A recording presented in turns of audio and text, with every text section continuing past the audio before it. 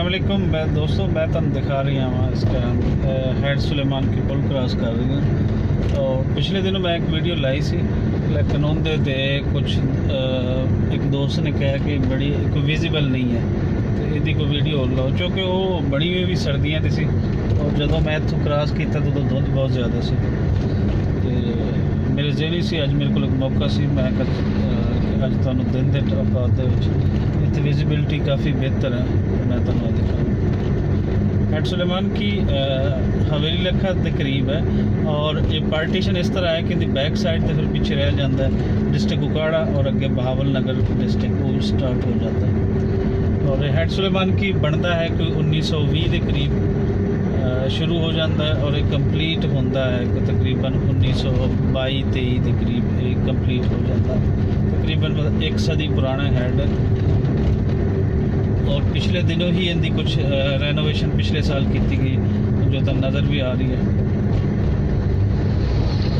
इतों दरिया सतलुज के ऊपर है और दरिया सतलुज के अलावा इतों 3 नहर निकलदियाँ, 2 नहर मेरे सामने इस टाइम तुम जो देख रहे हो।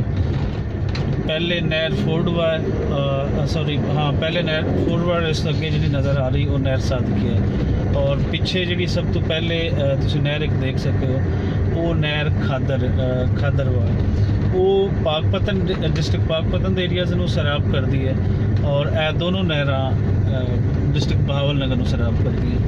फोर्डवा मिर्जाबाद के करीब है और जो सादगी है नहर सादगी है वो फिर बार्डर के बहुत करीब अगे निकल के अगे हैड जार वाले तो फिर मजीद इनकी 2 नहर निकलती हैं और तकरीबन एंड बहावल नगर एंड तक जिथे तक पानी जा सकता है उत्थे तक इन्होंने नहरों का नहर सादगी का पानी वो मिलता है लोगों को ज़राअत वास्ते।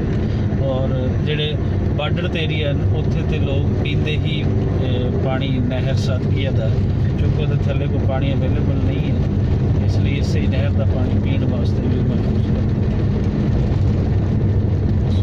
ऐसी हैड सुलेमान की और इतने पानी की कहानी पानी इंडिया तो पिछू बिल्कुल नहीं आ रही है क्योंकि असी ये दरिया अपने हथी बेच दिता सी, लेकिन इनकी जी 2 नहर निकलदियां चनाब दरिया चनाब के विचों और जी पत्तोकी को क्रॉस करके अगे इस पैंदियां उसका कोई पानी मिलता है।